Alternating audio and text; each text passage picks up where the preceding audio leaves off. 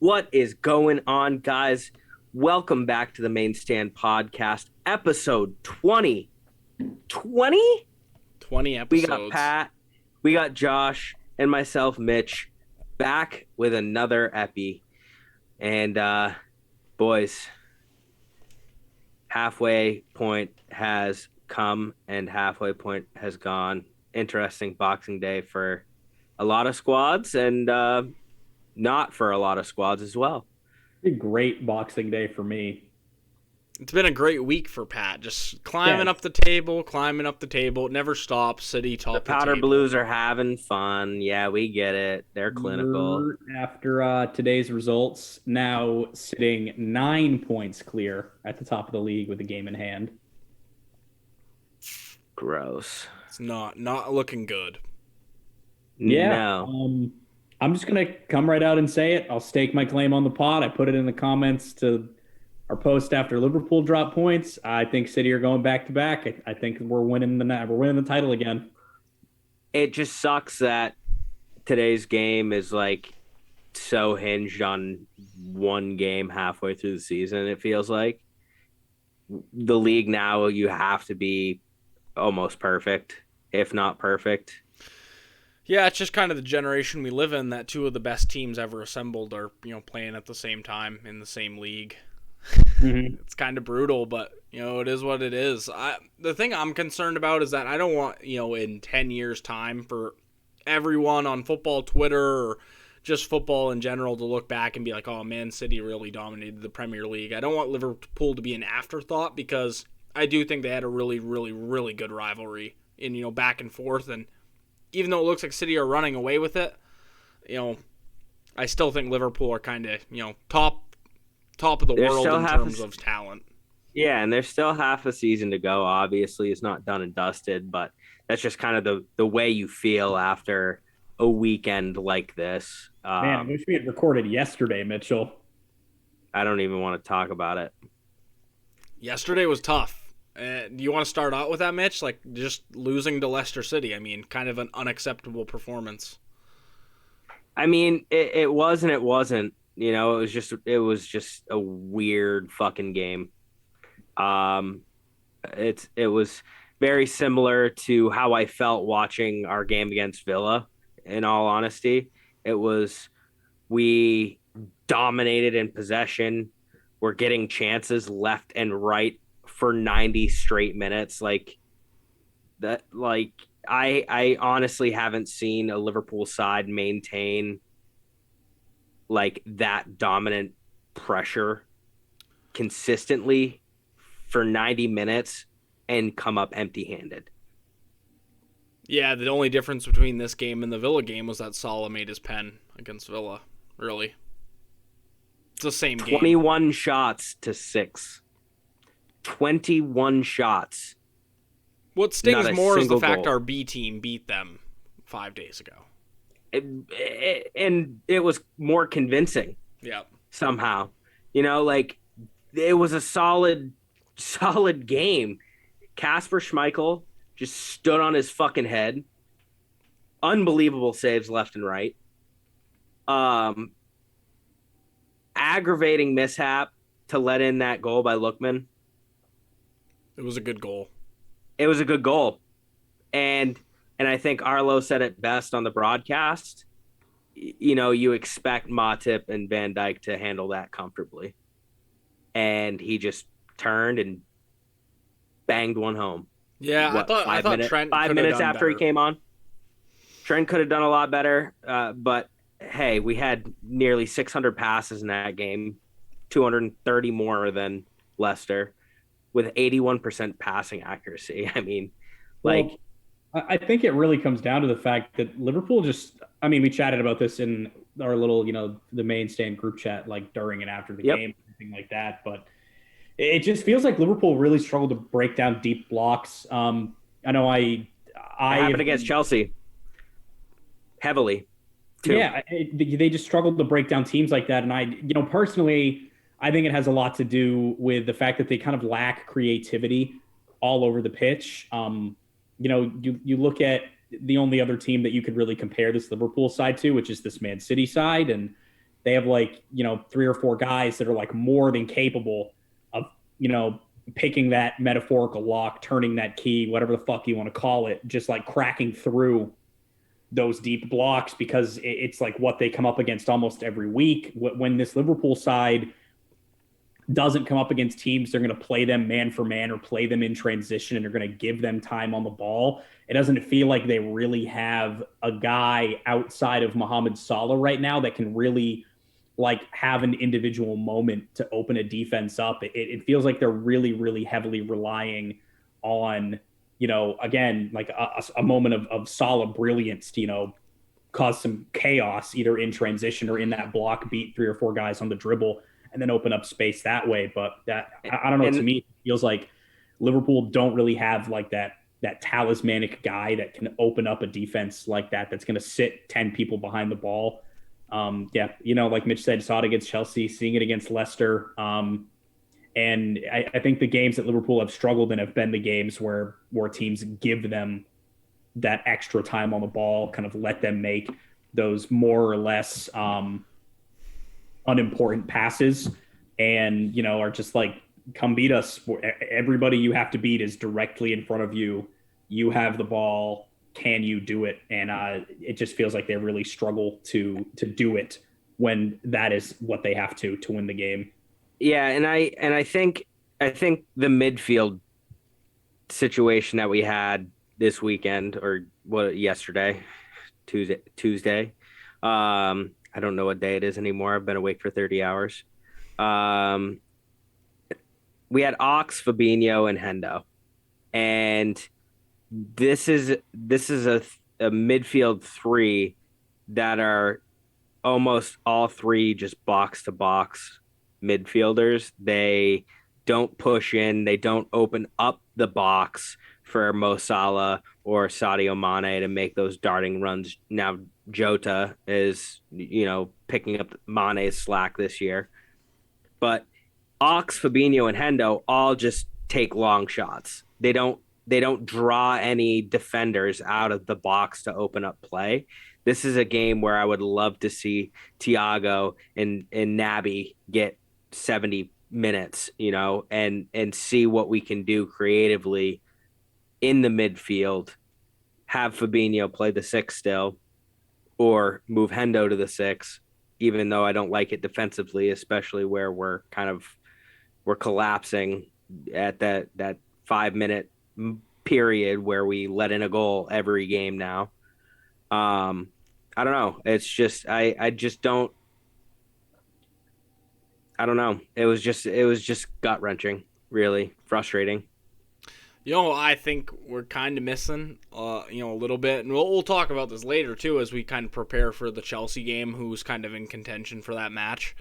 Sadio Mane is on probably one of his worst runs of form, and that's given a player who still has 7 goals this year, which is kind of absurd.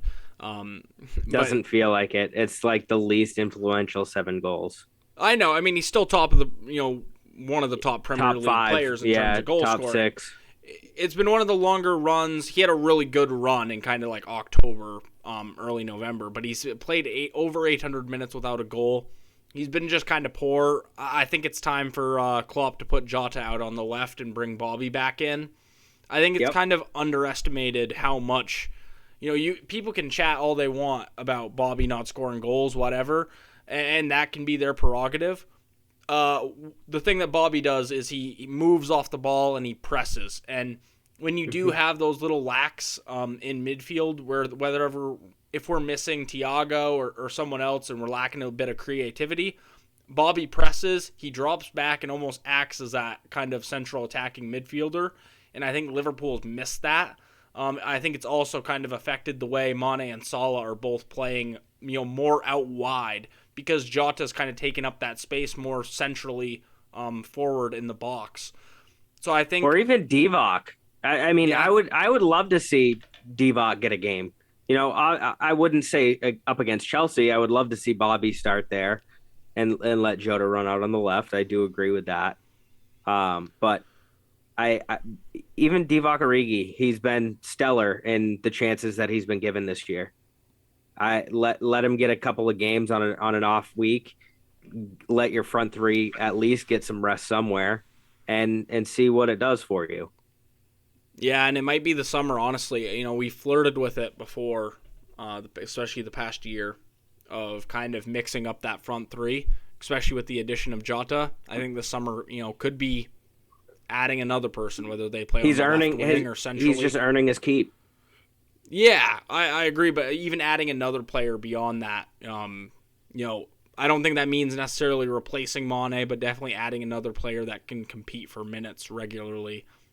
Because I do think we've lacked a little bit.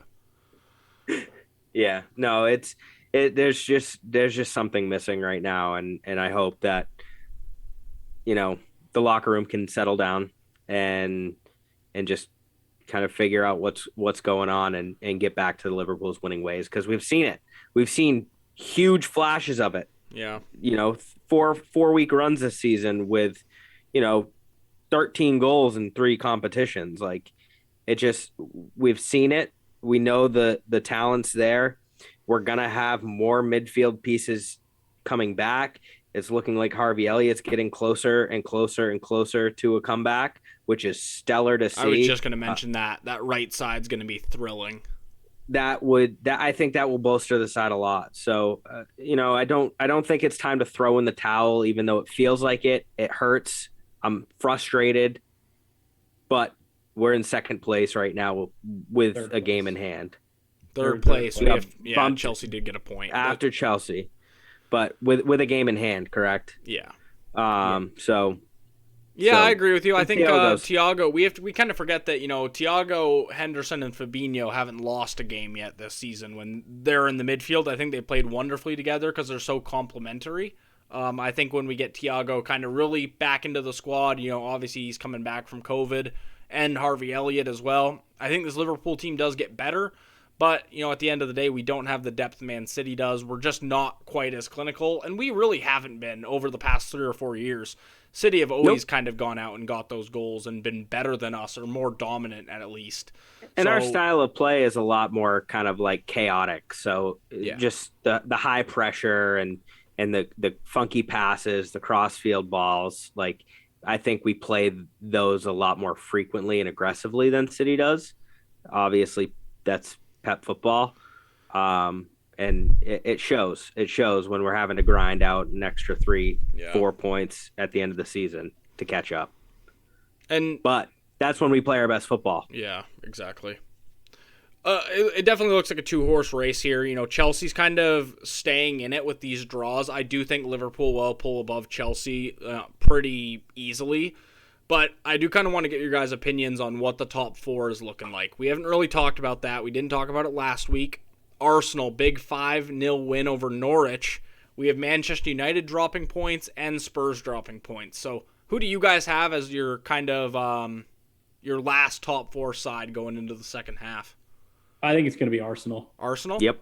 Yeah, I think I'm convinced by Arsenal against the smaller sides. I think they have a much more defined style of play under Arteta, and I think that's going to play a really, really big part moving into the back half of the season. I think United are still kind of adjusting to life under Ralph, and it's not really been like that new manager bounce that you expect. They haven't lost a game yet under him, but every game that you watch, they don't look particularly good. You look at this draw they just had to Newcastle. Former striker, made box-to-box midfielder Joe Linton absolutely dominated their midfield next to Lord Voldemort, a.k.a. John Joe Shelby. When you have the 19th best side, and you have the 19th, the 19th side in the league, their 2 midfielders are dominating yours. And in a side like that, that's how you kind of know you have problems. They're chaotic at the back. Ronaldo is just being, a little bit of a prima donna for the most part, but they can't drop him because, United are a bit more of a brand than a football club nowadays, to directly quote Josh up there. They just don't particularly look good. They don't look like they're playing the best players for, what it's worth. So that's why I don't see United sneaking into that 4th spot. And similar to Spurs. I don't think that Conte has come in and really drastically changed anything. I think the only saving grace for Tottenham right now is under Conte, Harry Kane looks a little bit more comfortable. He's been back amongst the goals these past couple of weeks, so I think Dele's looked better under him as well. You see Dele kind of starting to make runs that I haven't saw him make in 2 or 3 years. Yeah, I think Ali has definitely looked like a new player under him too. So that's definitely something to look at and be positive about. But I think Arsenal have really hit this good run of form. I think their young core that they have pushing them forward this season is going to take them a really, really long ways. And all things considered, I think that the 4th spot is going to be theirs come the end of the season. I think they're going to do it in typical Arsenal fashion. But I think Arsenal will end up getting that 4th spot come the end of the season. I think they've really turned it around from the way they started, and Arteta and the squad in general have made a lot of really positive changes. And Mitch, you think the same? Agreed. Absolutely. Barring, injuries, all things considered, I think Arsenal will have what it takes to hold on to that 4th spot. I think Arsenal still need a little bit of business to get that 4th spot, and I'm going to go with the controversial pick and take Man United. I think they're gonna sneak in. I think their defense is shit, but they have a little bit of money. I think they probably could do some more business here in the winter window. Offloading Martial will help, and I think if you can buy him though? What? Who's going to buy him though? Sevilla had put a bit in for him. I'm not sure. We'll see if it happens. I think United just have I don't know. Ronaldo's that X factor that you can never count out. And this is me. We were on the phone yesterday, and I was reaming United. Maguire is a shit defender. It's not just a blip in form. He is just bad. Varane didn't look good yesterday. They have some serious problems, but I think Arsenal and Tottenham do as well. And if I'm going to pick one, I'm going to pick the team with Ronaldo because I just think he's that X factor that scores goals and wins 3 points at the end of the day. Yeah, but he's not doing that for him anymore these past few weeks. Like, he's looked fucking terrible. Like, he was letting the Newcastle fans rattle him before they even kicked off. This dude cupped his ears to the fans because he scored a goal in the pre-match. Like, I don't know. I think he had his moment when he came in and he was, seeing all over the place and winning him these 3 points. But, he just feels like he's always felt to me, not always, but, these past 3-4 years, he's just really high on form and then dips and really high and he dips. And I don't know if that's going to be enough to secure United a top 4 spot against an Arsenal side that, to me, feel like bare minimum they're going to get the 3 points against the sides that they should be beating. Yeah, and that's fair. I think Arsenal has a lot of drama, too, with the whole Aubameyang thing. They don't really have a captain. They definitely have some spots of weakness, too. I think Man United, they have Cavani as well. You have a few options. I do see them just having enough quality to stay close, and then on the last day, I would believe in United more than the other two. That's just my take, but I can, I don't think that what you're saying is insane either. Just I don't know. Maybe it's the City fan in me just being like, absolutely not. Get United in Europa League next year. But I think there's 3 teams within a shout. I don't think West Ham is quite there. I think they have a lot of fixture overload, and I don't think they quite have the depth. So I think Arsenal, Spurs, United are the 3 answers. Arsenal are probably the most believable right now. Spurs haven't lost a game under Conte in the Prem either. And then United are kind of that 3rd option. That's a little bit of a wild card, but we'll see what happens with 19 games to go, I guess. Yeah, I think 4th place is going to be a really fun race to the end. The title might be a fun race. It really depends on how City get through these congested winter fixtures. If City come through and do what they did last year and not drop any points, 4th place in relegation is going to be what's going to be fun to watch. But it really feels like City could pull away come the end of January, beginning of February. But we'll see with all that stuff there.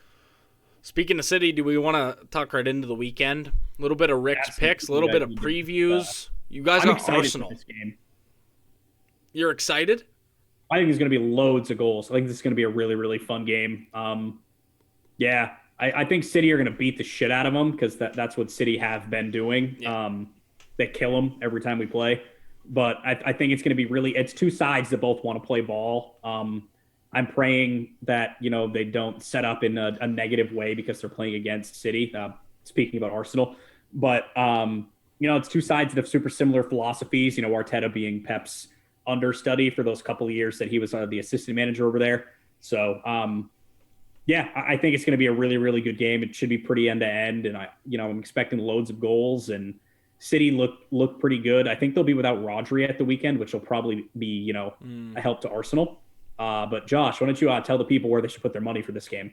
Yeah, so this is the first ever main stand parlay. So this is exciting. So both of these have to hit for your money to cash if you're not familiar with the parlay scheme. So the two picks here are the Manchester City money line. So just Manchester City winning by any score, plus the game hitting over 2.5 goals total for both teams combined. And the odds on that one are minus 105. I think this is literally just like 100% chance of happening. Man City winning and this being over 2.5 goals. I don't see any way that Arsenal even draw this game. And I don't see there being a way this game doesn't have like 4 or 5 goals in it. Honestly. Arsenal haven't beat City in the Premier League since 2015. It's insane. It's been a while. It's been a while.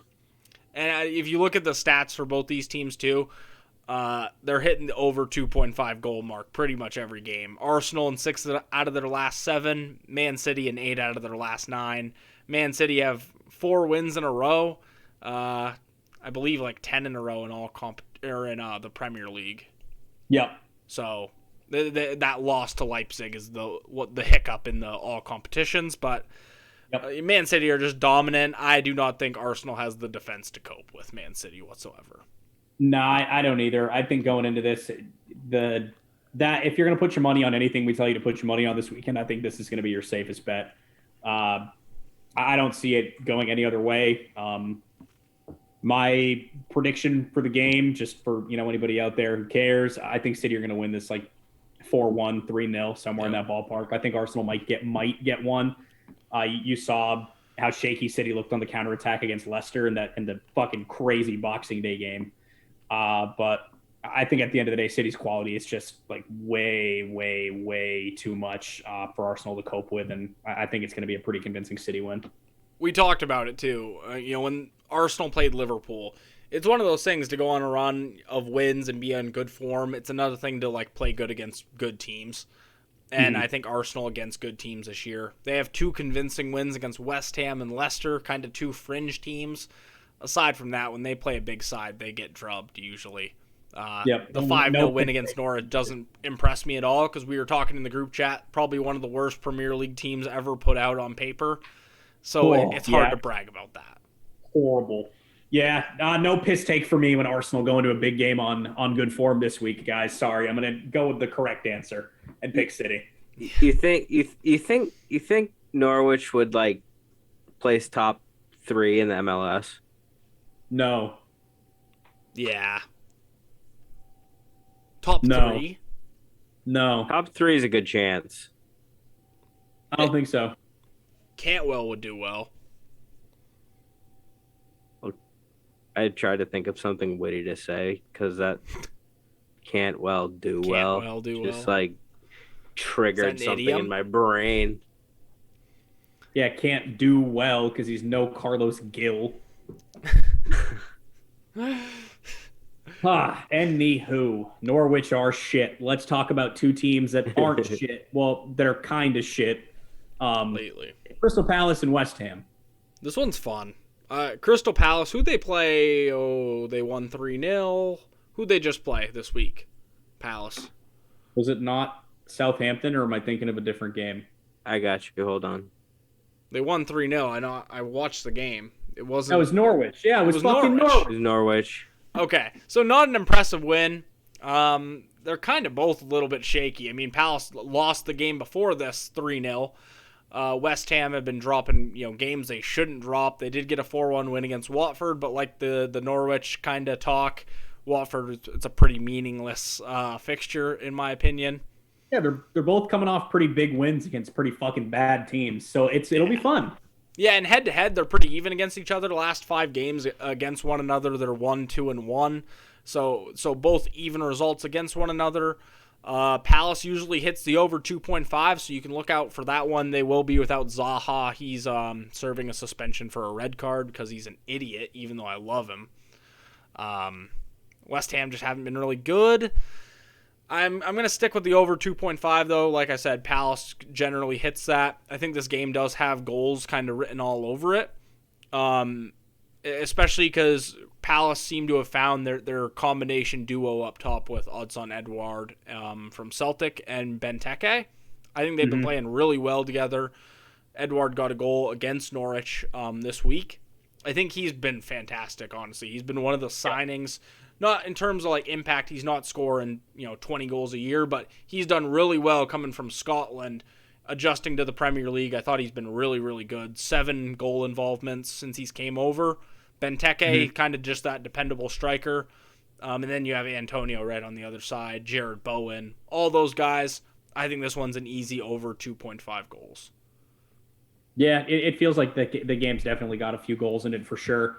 And yeah, on your point about Edouard, I think he's been phenomenal. Definitely one of Palace's best players this season, up there with like Gallagher. West Ham kind of started hot, not so much anymore. Pretty much everything Josh said, I'm relatively in agreement with.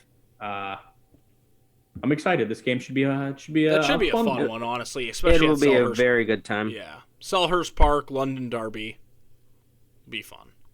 Fuck yeah, the weird London Derby. Yeah, another game in London. Brentford versus Villa. Brentford just lost to Pat's team, Man City, 1-0. Decent game, close. Brentford have had some weird results. They seem, I said this a couple weeks ago, I think too. They're on like the fringe of their season where they could really make a slide, but they're not really playing that bad either. They're losing a lot of pretty tight games to good teams.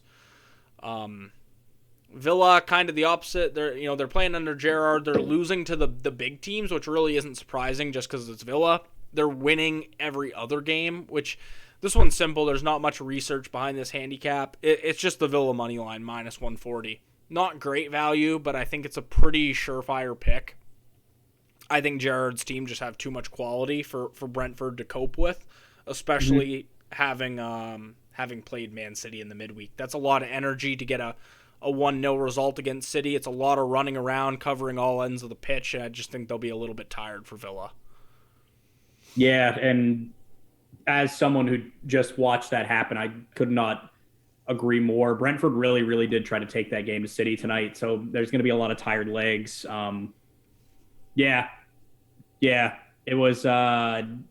It's also just tough for Brentford too, coming off of playing, the sides that they've had to play in their last 5 or so games. They've had to put in a lot of work. Yeah, that was a pretty exhausting game against Brighton too. Like Brighton took it to them.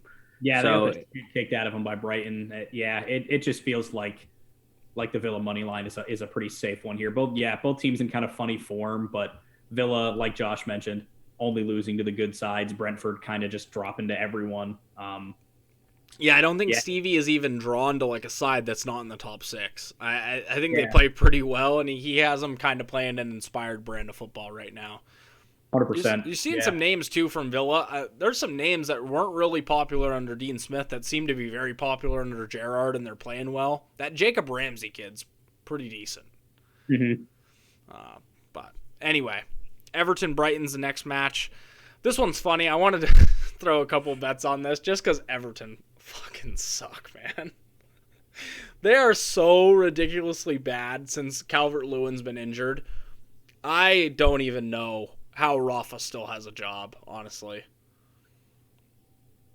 You guys have any takes on Everton and just how bad they are? I mean, I think what's wrong with shambles. What's wrong with them though? Like besides Calvert-Lewin being out, like they have a decent team. They went out and spent however much money last year on those 3 midfielders.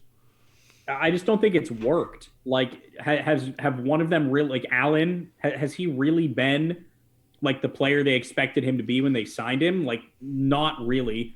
They don't look amazing at the back. They don't really look like they have a ton of structure, anywhere in the side. I don't know. I'm just, when I watch that Everton side, I'm just not like extremely impressed by anything that they do. A lot of their stuff has kind of come more from lucky situations or like one moment of like little bit of like clinical magic, I guess, for lack of better term. But I don't think that they're like super stellar anywhere in the pitch. Like none of their players really seem to have like a ton of chemistry with each other. I just think that there's a lot of like little issues that Everton have, and there's not really doesn't really seem like Rafa is doing anything to fix them. Yeah. And at the end of the day, there's like not really scoring goals either. I don't think they're like setting up to play to their potential. Obviously, not having Calvert-Lewin right now, but like Rafa like I've seen like bits and pieces of his press conferences, and it's just like he doesn't seem to care. It feels like it seems like he's just there, and I don't know if it's the red in him or if it's just his managerial style doesn't fit with the tools that are at Everton, but it doesn't seem like there's like a very clear relationship between anyone right now. It's just kind of disjointed. A player we haven't talked about a lot on the podcast. What do you guys make of him? Do you think he could leave Everton? Richarlison. What do you guys make of him? I think he's kind of a really up and down player. I don't think he's bad by any stretch of the imagination. Like he's had some good games this season. He's had some good games for Brazil, through over the years. He's got really, really good hold up play. He's good on the ball. He's good in the air. Like I don't think he's a bad player. I just don't know if Everton like is the side that's going to bring the best out of him, but it doesn't feel like he does enough to warrant a move to somewhere that will put more quality around him. I see him more of a Serie A player. Like I definitely see him in Italy. I don't know if he can handle the physicality in Italy. I kind of think he reminds me a little bit of Benteke, just like the play style and the inconsistency. You know what I mean? Yeah. Like when Benteke was on, Benteke was fucking on. He was on.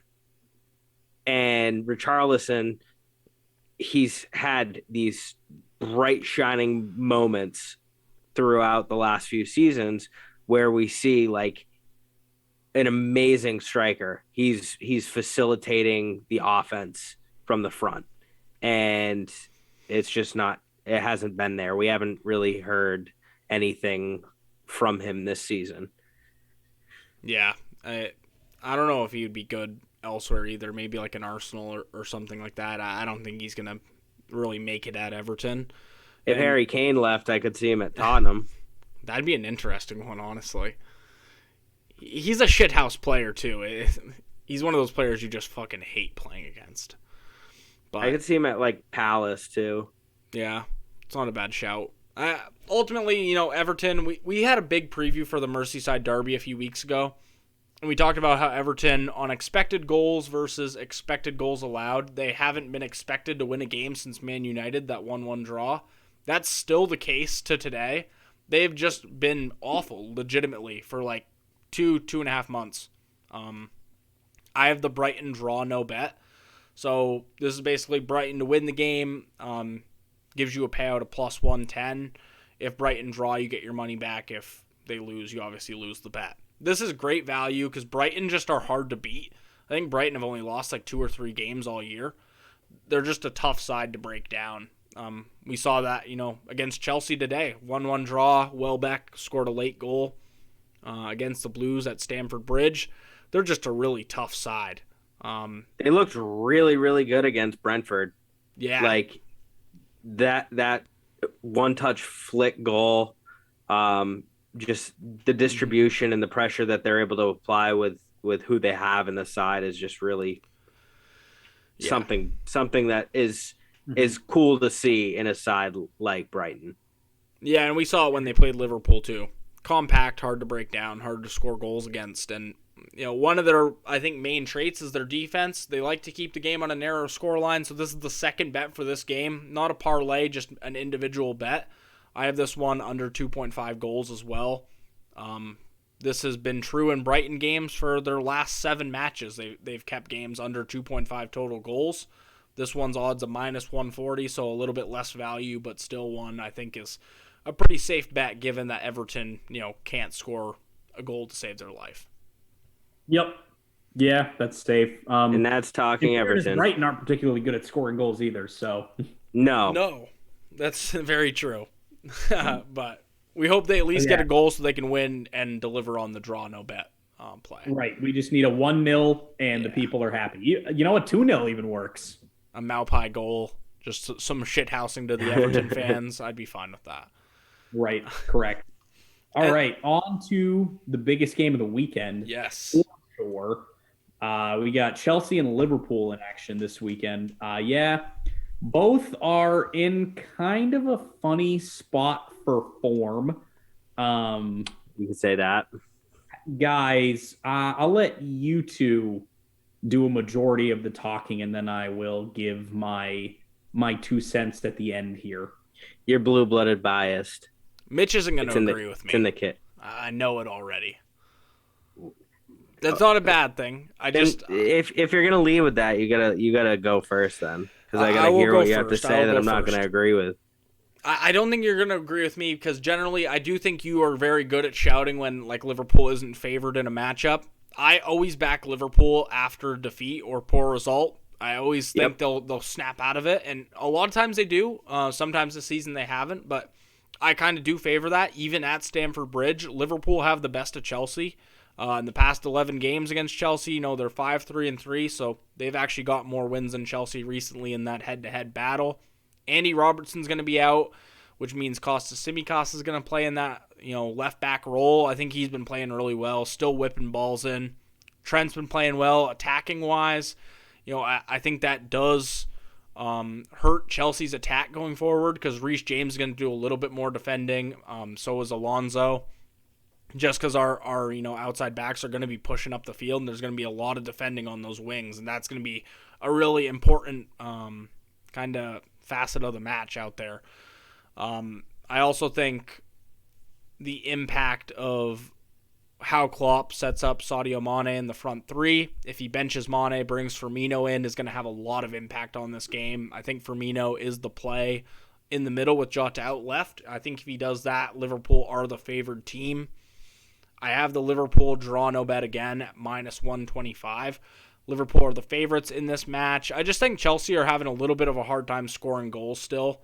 I think Liverpool are going to snap out of this kind of rut of bad form. And even generally when Liverpool play bad like they did against Spurs, last weekend, they scored 2 goals. I think if they can get 2 goals on the board, they'll win this game. I wouldn't necessarily say I disagree with you, but I will say where I disagree with you. I think the biggest change needs to come in the midfield for a game like this. And if we do see Thiago in the midfield with Fabinho and Hendo even, I think that is a bigger move than having Ox there. I think having somebody to put pressure to draw out a defender from the box to open it up a little bit more is huge, but I would love to see Bobby get a start in this game. I'm going to say it's going to be either a 1-1 or a 2-2 draw. That's fair. Thoughts on Naby? Give Fabinho a break and let Naby slide in and have Naby and Thiago get creative. I think Chelsea has too much attacking presence, especially in that upper midfield with Mount and Havertz to not play Fabinho. I think Fabinho is going to be arguably probably the man of the match if I had to predict it beforehand. I think he's going to have a huge job. If Liverpool bounce back how Liverpool used to bounce back or have in the last couple of years from a frustrating loss like that against Leicester, fuckers. If it ends up being like a 3-1 win for Liverpool, Jota's going to be man of the match. That's fair. I don't mind that shout. I also have another bet on this one too, another individual bet. I have both teams to score -165. This one is definitely not a ton of value in this, but I think it's pretty sure money. Liverpool haven't held a clean sheet in 4 matches, and they generally don't hold clean sheets against Chelsea. So I think this one's a pretty safe bet as well. I think this will be, if I had to pick a score line, I'd say 2-1 Liverpool. But that's my thoughts on that one. Neighborhood. We're not so far off, Josh. Don't be so pessimistic. You think I'm the pessimistic one around here, around these parts. Here is where I differ from you guys. Pat thinks Chelsea are going to win, damn it. I think it's going to be a tight draw, but if a team is going to win, I think it's going to be Chelsea. I think Liverpool showed against Leicester, they kind of struggled to break down those teams. They're going to play off of them. I think if you look at the reverse fixture, Chelsea, if I remember correctly, scored an early goal and looked relatively comfortable with that 1-goal lead until Reece James got sent off. They looked comfortable with 10 men for the rest of the game, too. I just think the way that Chelsea play and where Liverpool struggle the most against teams really feeds into Chelsea. I think this game is going to be decided by who scores the first goal. I think if Chelsea get on the board before Liverpool, they're going to walk away with all 3 points or at least a point apiece. I really, really think Liverpool are just going to have a tough time breaking down this Chelsea side. Chelsea's strategy in big games this season has generally been, especially against sides like Liverpool and against City, it's put everyone behind the ball and hit them on the counterattack. And I think that's the place that Liverpool in particular have looked the most vulnerable this year is in transition. Yeah. So, that's why I think that if a team is going to walk away with 3 points, it's going to be Chelsea. That being said, my prediction is a 1-1 draw. It's a fair pick, I think, but a lot of picks this weekend. It's going to be hard to go to Vegas with, I think, 8 picks. I don't think we're going to Vegas this weekend, but fuck, if we go to Vegas on 8 picks, bring the Brinks truck, god damn it. All my money somewhere in Las Vegas. Yeah, I deserve a suite at the Mandalay if I go to Vegas this week. So the next little piece of talk here, we got the January window coming up. We got some transfer news that's, floating around in the ether here. Just a couple of things we wanted to chat about. I think the first one, and probably the biggest one, at least for us, is Lorenzo Insigne is going to Toronto FC. Stupid money. 11 million a season. 11 million guaranteed with 5 million almost in bonuses. That's dumb money for a great talent that's only 29 years old. Also, this deal is for 5 years. This guy is pretty much still in the prime of his career. Napoli heavily depends on him week in, week out. And he's about to dip in the summer. Dude's about to come to Toronto. He's about to go to the 6 and make $55 million. Is it? Ham it up in the fucking MLS, man. That is insane. I mean, I'd do it. Don't get me wrong. If I'm Insigne and Toronto FC wants me to come live out the last 5 years of my career, give me $55 million fucking dollars minimum to do this 5-year contract, I'm there. See you, Napoli. I've had a nice 12 year career in Europe. I'm going to go get the bag. See you guys later. Yeah. Is this earlier than it should happen? Oh, and because of it being earlier than it should happen, I just said that because I full and well know he's 5 years too early on. He should have signed the contract with Napoli, and then when that's done in 5 years or 4 years, then go to the MLS. That's the age range we're talking when we had Gerrard, when we had Keane, when we had fucking Zlatan, Beckham. Is this the start of players recognizing that the MLS is a feasible place to earn money and play football? I think it depends on the player, but I mean, yes. I think if you're a top level player, like, you know, like a top 3, top 5 in your position, uh, you're still going to earn that money in Europe. And, I think the draw is also trophies, in Europe, staying at the top of your game, being able to play for your national team, everything like that. I think if anything, this just kind of makes the MLS look a bit more like a retirement league, even if Insigne is coming at only 30. The amount of money that they have to pay him to get him to come to the MLS, I think it only speaks to the fact that people are coming to the MLS as a cash grab and really not anything else.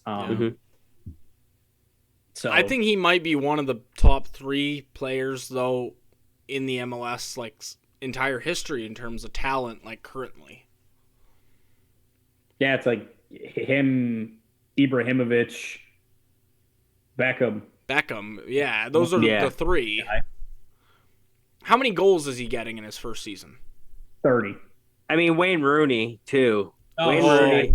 Yeah, no, Rooney's probably in the top 3. Get Beckham out of there. Yeah, dump Beckham for Rooney, because Rooney for DC United was actually very sick. Yeah, but just think he was coming off fucking Everton, not even Man United years. He was done, dusted. Did he have legs at that point? Like, yeah, he was. There was that iconic. Yeah, I know it. I know he had the legs, but like he must be running on bloody stumps at this point. Like in his career, like when he was in the MLS, to be able to do what he was doing at his age is insane. Yeah, but no, Insigne bangs in 30 his first MLS season. I don't think that's a question. He's so good, man. I wanted him at Liverpool for so long. Since we like really played them in the Champions League that first time, I was just like fascinated by him. He's such a good player, man. Yeah, he's insane. I think he's going to tear up the MLS. He makes Toronto like instant MLS Cup contenders next year. I'm buying tickets to the Minnesota United match like way ahead of time. I hope Toronto plays there. Smart man. Hey Mitch, if Toronto were coming to Gillette, when Messi decides to retire in the MLS and come play for Bruce Arenas, do you think they open up the entire seating capacity at Gillette? That'd be lit. If Messi actually comes and retires in the MLS, we're thinking way ahead of ourselves here. But if he does, I think he does. I will be buying tickets directly behind whatever bench he's sitting on. Boys, dude, I don't think we've talked about this actually, because we did a solo ep. There was one with me and Mitch. Your boy's going to a World Cup qualifier in a few weeks. I don't think we've talked about this on the pod. Yeah, we haven't. We got to talk transfer news, and then we can get into that after. But that is absurd. Anyway. Next transfer on the list is one that I feel obligated to talk about. Do it. Taran Torres, a guy I really had been big up in, at the start of this year for sure. 55 million pounds or 55 million euros off to Barcelona, 10 million in add-ons. Yeah. I mean, it's not great.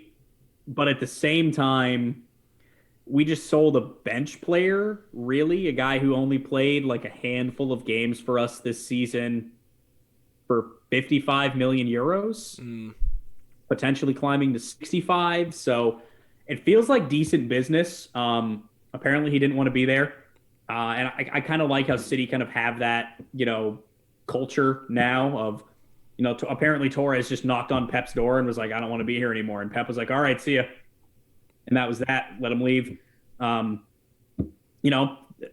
55 million euros for a guy who doesn't really want to be there and, only played a handful of games for us that we only bought for 30 million a couple years ago. It's, like I said, it feels like all right business. It lets City fund the eventual transfer this summer of like a big name striker, like the missing piece of the puzzle, so to speak, has been a really recognized number 9. So any amount of funds that they can pool together to make that happen, I think it is good in the long run.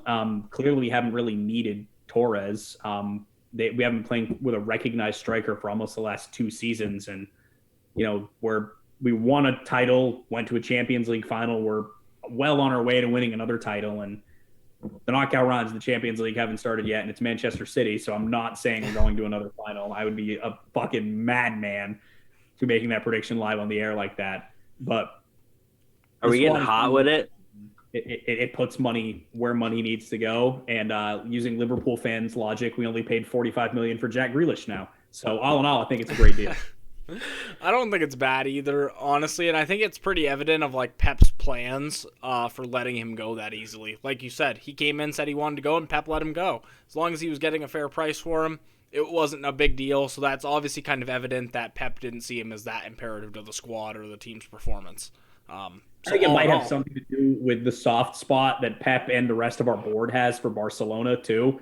A lot of the guys like in the upper level of like the sporting side of City, like Tichy Berrington, Ferran Soriano, Pep Guardiola, they all kind of have roots back to Barcelona. So I think that kind of plays into it too. But, at the same time, it's good money for a bench player. And City will be signing a real striker this summer. Yeah, good job laundering your money. That is all. No, that's Barcelona and Paulinho, not City and anybody. Do we want to talk about a little bit of a more low-key transfer? I don't even know how to pronounce this guy's first name, but he's from Dynamo Kiev, Mykolenko. This is going to be the guy that replaces Luka Digne at Everton, because Digne's had some bust-ups with Benitez, apparently, kind of behind the scenes at Everton.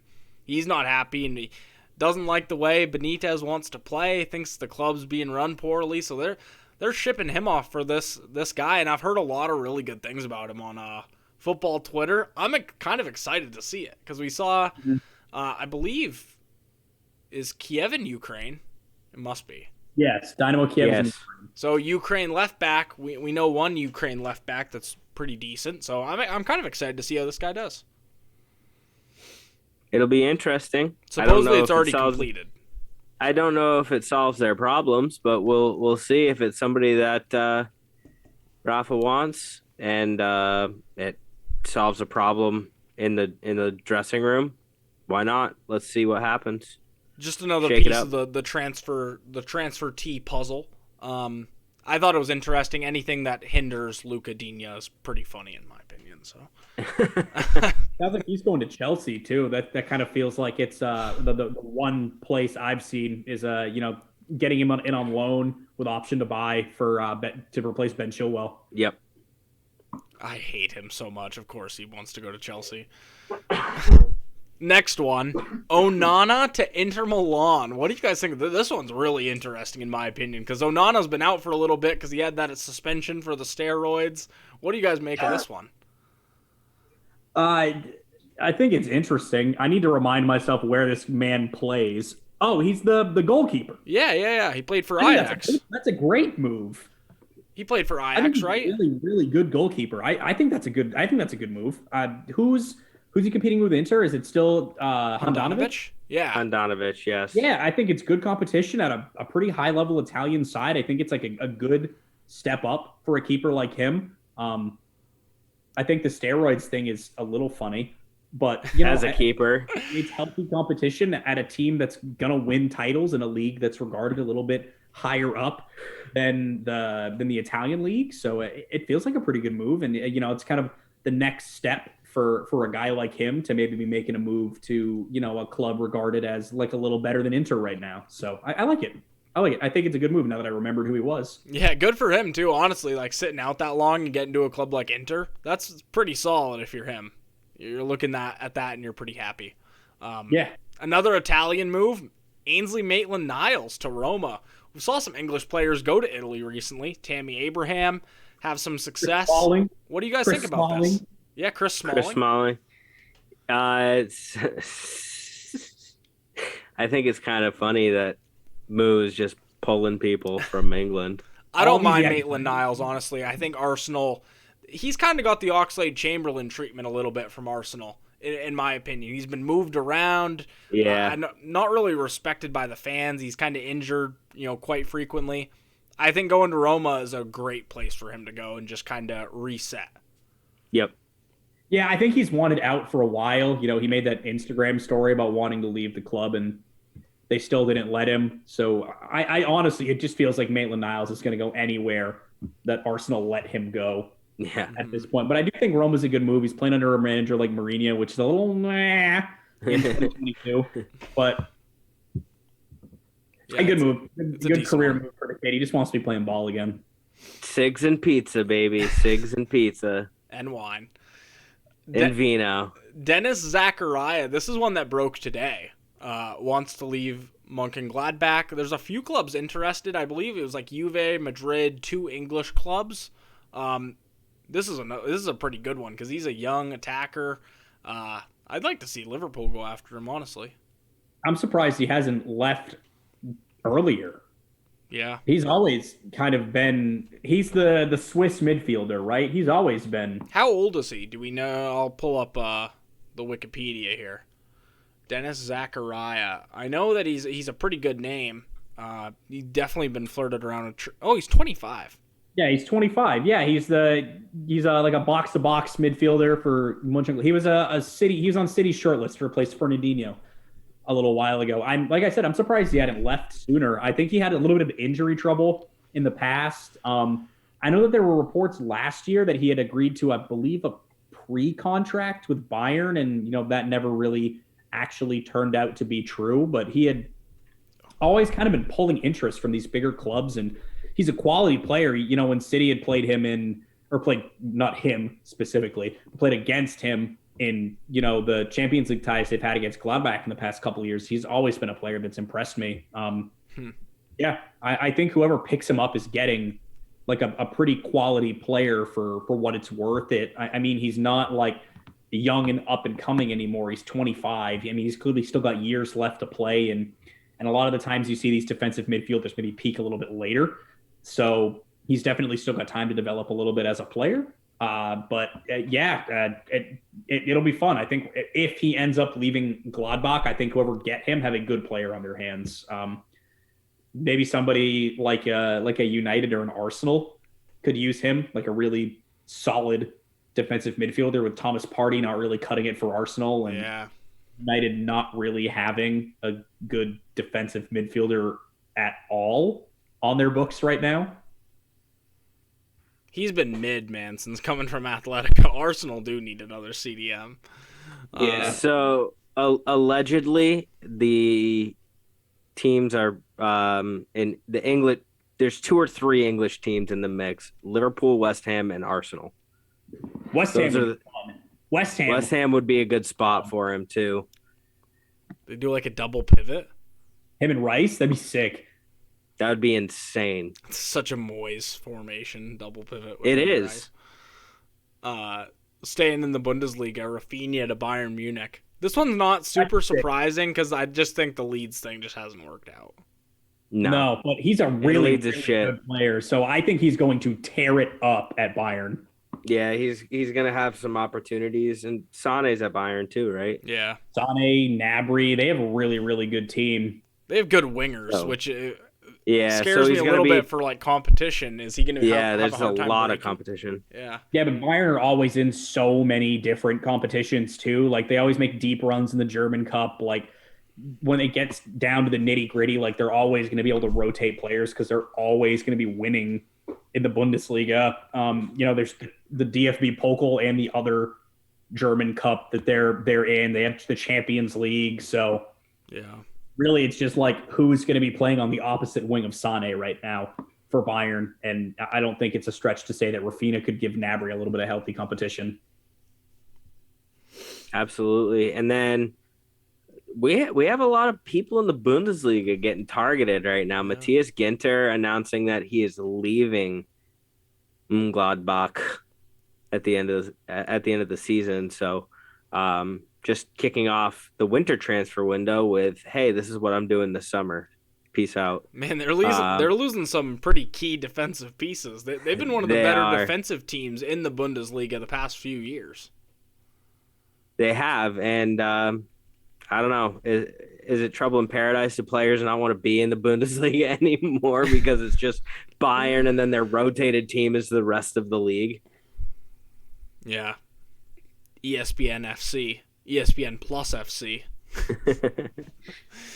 So he's linked with a potential move to Inter, and then also a kind of sneaky link to Liverpool with his connection to Jurgen Klopp and making his debut under Klopp. So there's a couple teams on the market for Ginter. I don't necessarily think we need to go out and get a defender, but no, our defensive core is pretty solid, especially his center back pairings. We have 4 healthy. I mean, he could be a viable replacement to Joe Gomez. Yeah, I was going to say, I think Gomez is going to leave here pretty soon. So another Bundesliga player that's kind of could be a Bundesliga player, I should say, for a Bundesliga team. Wolfsburg targeting Ricardo Pepi. What do you guys think of that one? A U.S. men's national team player going over to Germany. Yes.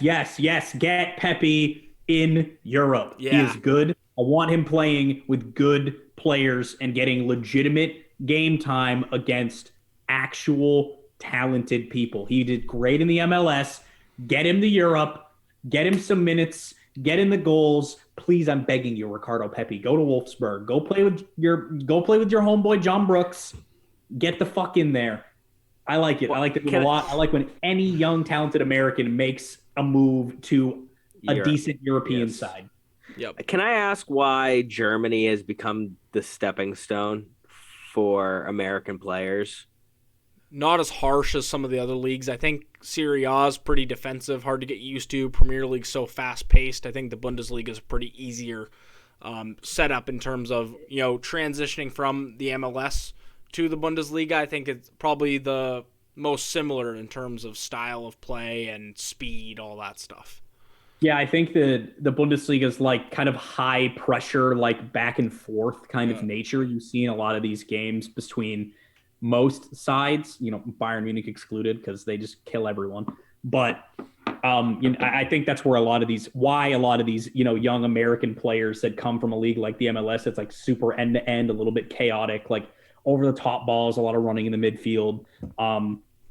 That's, I think, why you kind of see the similarities to like the high intensity game style in Germany compared to the USA. It's like, like Josh said, it's a similar style of play, but the quality kind of takes a step up. And a lot of these German sides, like the North America in particular, a lot of, like you saw Alphonso Davies come from Canada and go there, but the MLS just seems like a good place that these German sides just kind of like picking players out of. I'm gonna give you a little thinker here. Did Jurgen Klinsmann do better than we thought? Establishing that, I think he's establishing that relationship too, that German link. His experience and his relationships really kind of catapulted a lot of these transitions. He's the best coach we've had in recent years. So, interesting. That's a thinker right there, Josh. Huh?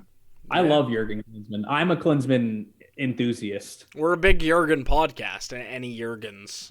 The other one. Any Jurgens hit us up. We'll have a Jurgen segment. Jurgen Fest. And we'll just bitch the whole time. The Jurgen Fest. Fuck you guys. Podcast. We're just gonna complain about shit Fuck you for an hour and a half. All right. Next segment here. Y'all ready to play the stock market? Josh, why don't you explain to the people what this segment's going to be all about? Yeah, new segment here. We might do it through January. Who knows? We're going to do transfer stocks. Who's up, who is down on the player stock market. So we're going to get a player. They don't really necessarily have to be on the transfer market, but a player whose value is up or a player whose value is way down. It's as straightforward as it gets. I think you guys will get the segment kind of once we get into it here. Every week, let's say we'll do this in January. Maybe we'll do this another time in January. Maybe we'll do 2. Who knows? We'll each have a player whose stock is up. We'll each have a player whose stock is down and kind of give a little bit of an explanation. So Stonks. Why don't we go the players who are up in stock, we'll each do it, and then we'll do the down ones. Does that sound good? Sounds good to me. Okay, I'll go first. My guy who is up in stock is the 18-year-old from Germany, Bayer Leverkusen player Florian Wirtz. This one's an interesting one. We've kind of started seeing his name a little bit more. He is a special player, and he's young, so I think he's a target for a lot of big teams kind of across Europe. And Leverkusen, we kind of know, is one of those stepping stone clubs of it's the club you play for right before you get that kind of massive big transfer, right? Currently, he's valued at $77 million. That's a 191% increase from last year, up over $50 million as an increase. Like I said, he's only 18, already has 5 goals and 8 assists this year in the Bundesliga in just 15 appearances. 33% of Leverkusen's goals he's involved in. He's a real hound for assists. 0.43 assists per 90. That's in the 97th percentile for midfielders in Europe's top 5 leagues. He's just a creator, man. Another stat for you guys, 4.6 shot creating actions per 90 minutes. Again, 88th percentile for midfielders in Europe.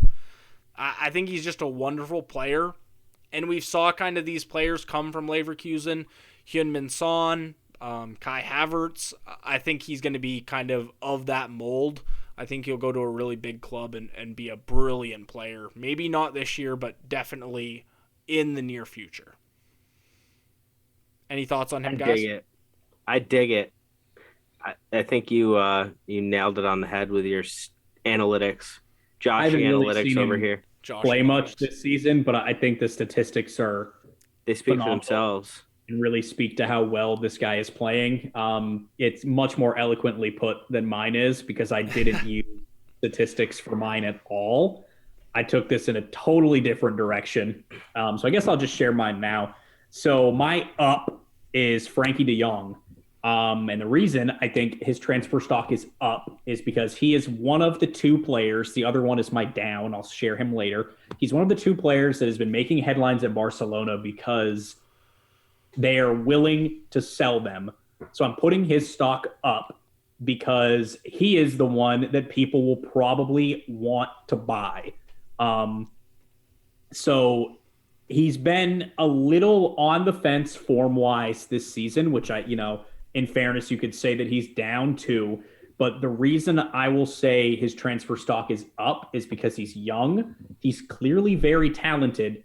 And whatever side gets him knows they're getting a player with a lot of individual quality. And once he finds his feet again, can very easily hit the highs we saw him hit in his first season with Barcelona and in that incredible season with Ajax.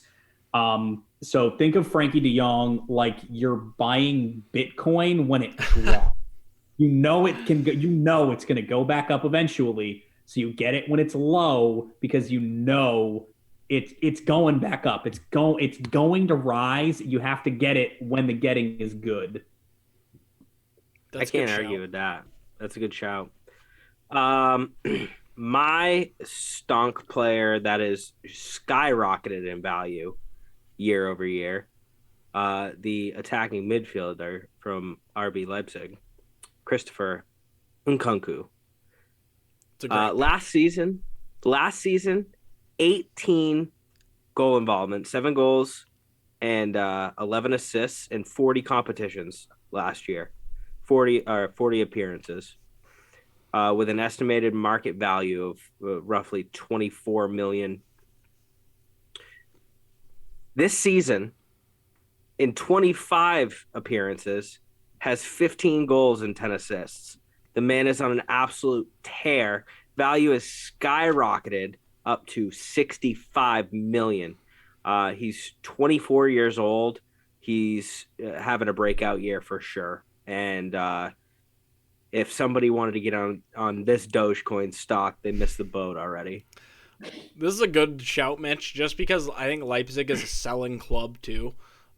So this is just this is good business by them, and I think they are going to cash in when that bid comes knocking, especially if they can double, triple their money on him. He's a great player right in the prime of his career. So yeah, when Michael Edwards takes over, he can sell him to Liverpool. Exactly. Buy low, sell high. Don't forget it. And on the decline, Well, the stock market's down for some people. You know, it's not always good in these streets. Down, Sadio Mane. It's a tough one. In the last 2 seasons, his market value has been cut in half. He is 50% off right now.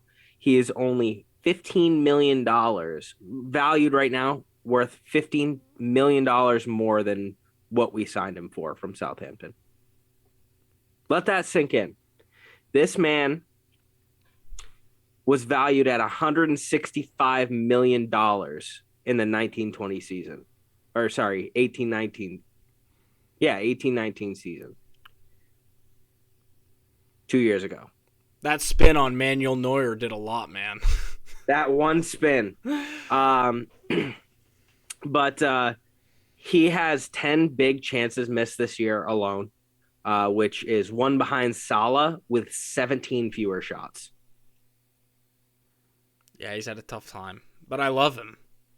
I love Sadio Mane. The story's great.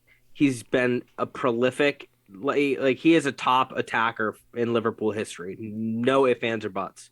But over the last 2 seasons, to have your estimated value get cut in half is insane.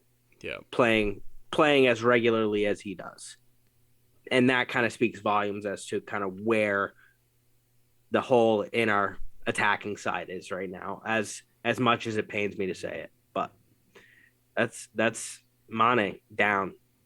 I would have sold. Should have sold Mane 2 years ago. What? In fairness to the market value drop, aside from the poor form this past year and a half, he's almost 30. Yep. And he's not like a global brand. So right. You would expect him to drop a little bit, but not as drastically. Like, it has been a very fast decline. Well, yeah, but I see what you're saying. I do think that his stock is definitely down, but I also think a little harsh on the dude, you know. But that's the name of the game. That's fair. The name of the game. It's fair. His value has receded faster than his hairline, all things considered. That's tough. Mine's getting there. Mine is getting there. Let's watch the hairline jokes, Patrick. I'm gonna make them more now. What do you mean? Another player whose value has just fucking plummeted is Marc-Andre Ter Stegen, man. Holy shit, is this guy bad? Still 90 overall in FIFA somehow. Barca have put this guy on the chopping block, and I don't know who the fuck wants to buy him. He is my downward spiral player because fuck, man, he is terrible. I think the statistic is he ranks third lowest in saves. He's got the third highest goals conceded in La Liga right now. He just has no confidence. He's got no hands. He can't pass the ball out of the back, which is the only thing you would expect a Barcelona keeper to be able to do right now. He's just down horrendously, and whoever buys this man is going to be paying inflated wages for a goalkeeper who's just way past it right now. Maybe a team picks him up because it's we need a new goalie. He's has been class in the past, and we need a guy to just come in, sit between the sticks, and be a name that gives our defense a little bit more confidence. But man, he just is not the player that he used to be at all. And his decline this past year has just been tough to see. How old is Ter Stegen? I want to say early 30s, late 31. Let's take 30, 31. Your standby, folks. Remember, we've said this multiple times on this podcast. We are not an analytics company. For a goalkeeper, that is kind of prime time. And he's 29. He's 29. So he should be hitting his prime last year. But man, goalies peak late, but man, he stinks right now. He's just so bad. Yeah, he's not good. And it's just I don't see a club in the Premier League that he would come to. Hell no. He'd go back to Germany, or he'd go to He'd go to something. There's no club in the Prem that would want him right now. Would he go to Borussia? Dortmund. Maybe he'd go back to Gladbach if he'd go anywhere in Germany, but like, I don't think he's better than Jan Sommer right now. No, God, no. But it would be a competition. I don't think so. Sadly, he's just another man that was. It would push Jan to just be that much better. Yeah, I having guess somebody like that on his ankles. Sadly, Ter Stegen is just another man that was broke by Divock Origi. Yeah, I think he's just gonna rot in between the sticks at Barcelona and eat away at their wage bill until his contract runs out. I don't see anybody buying him. I also don't see anybody buying the guy you're going to be talking about, Josh, but go for it. Yeah, Anthony Martial. Talk about a player who has gone downhill. His wife been chirping on every single social media channel about he's going to Real Madrid. Oh, my God. The biggest load of nonsense. He's the biggest shit player. He's probably the most overhyped player in the past 10 years. Man United literally thought this guy was going to be Thierry Henry. I don't even know. I'm trying to find a player to compare him to, but he really has had a stark downfall. 1 goal this year so far. He's down to a current valuation of about $35 million. That's down 41% from last year, which he was up $25 million. So what's that? 60. He just there was at one point I thought he was a little bit quality. He literally isn't even good enough to get in this Man United side. You see some young kids passing him in the depth chart. I know Sevilla just put a bid in for him. I don't know where he's going to go, but some team is going to get him, and they are going to get him for pennies on the dollar because he sucks. I'll tell you who's going to take him. Roma. Probably. Roma's just taking everyone. My whole thing with this one is that I think his whole value initially was just so inflated by Man United fans who were, it's winter, he's got the gloves on, he's French, he's so drippy, he has the swag, he has the tickers. It's like Martial with the gloves is like Jeremy Lin with a mask. Exactly. He really just wore gloves and put fear in anyone's heart was Sergio Aguero, and don't you forget it. I don't know. Drogba gloves were pretty scary. I don't know, man. Aguero scored 82 more goals than Mr. Drogba. So Ronaldinho gloves was pretty scary. What's impressive is Pat knew that number off the top of his head. That's my down, though, when it comes to player stocks. That wraps up the first week of player stocks. We might do it again, might not, who knows. Definitely have some graphics for it up on the Insta, though. We're going to get graphic with it. It's episode 20, boys, and I think that kind of wraps things up. Do we have any closing points, any New Year's resolutions? My New Year's resolution is for Liverpool to get their shit together and start bagging some goals. Yeah, I think mine is for Klopp to start playing Firmino again. Pat, and Felice Naby I don't lad. have any New Year's resolutions. Every time I've tried to make them, they just haven't fucking worked out. So, my other New Year's resolution is for all of you people who listen to the podcast to subscribe to it. It's not that hard. All you do is click the button under the YouTube link, subscribe on Spotify so you get that notification every time a new episode comes out. If you're listening, thank you for making it to the end of the podcast. Please like it. Please share with your friends. I think that wraps it up, though, this week, boys.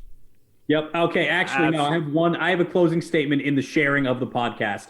Plug your phone into whatever New Year's party you're at this weekend and play our pod over the speakers. Thank you. That is a good closing remark. Wham bam. Thank you, ma'am. I'm kissing Pat when the ball drops. We will see you guys next week. Deuces. Oh, actually. Oh my God, this kid again. Spotify put out a new feature where you can rate podcasts. So after you listen to this episode, open Spotify, hit the little 3 dots right next to the gear, and rate the show. Give us 5 stars and send us a screenshot of you doing that, and I'll kiss you on the lips. Yes, and put in the Instagram comments, give us a match rating. Each 3 of us. Give us a match rating every episode individually. We'd like to see that. Do it. All right. That's actually the end of the episode. Goodbye. Happy New Year. I'll see you all in 2022. Deuces. Peace.